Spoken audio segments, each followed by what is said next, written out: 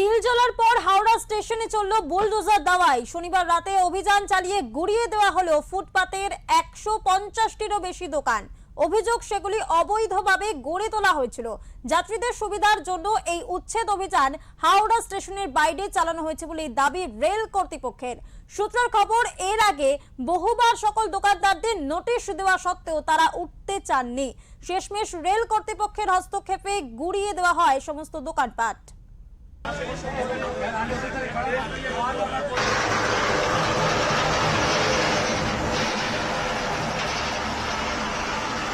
কলকাতার উপকণ্ঠে অন্যতম ব্যস্ত রেলওয়ে স্টেশন হাওড়া। প্রতিদিন লক্ষ লক্ষ মানুষ এই স্টেশন দিয়ে যাতায়াত করেন। নিত্যযাত্রীদের অনেক দিনের অভিযোগ, স্টেশনের বাইরে গজিয়ে ওঠা দোকানের জেরে চলাচল করা দুর্বিষহ হয়ে উঠেছে।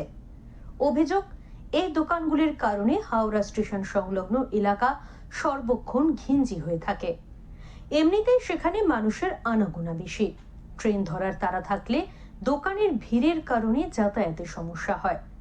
রেল কর্তৃপক্ষের বক্তব্য, যাত্রীদের এই অভিযোগগুলির কথা মাথায় রেখেই হকারদের সরিয়ে দেওয়া হচ্ছে স্টেশন চত্বর থেকে। সপ্তাহের শেষে শনিবার রাতে বুলডোজার সহ রেল পুলিশের আধিকারিকরা স্টেশন চত্বরে পৌঁছন। বুলডোজার দিয়ে একের পর এক দোকান ভেঙে দেওয়া হয়।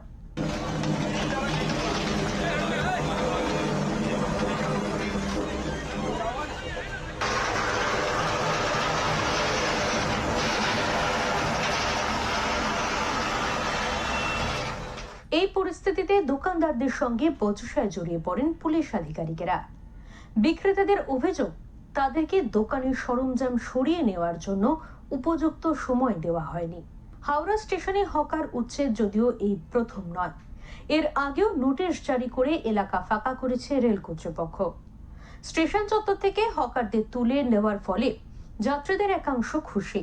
তাদের মতে, এর ফলে স্টেশনে হকারদের দৌরাত্ম্য কিছুটা কমবে।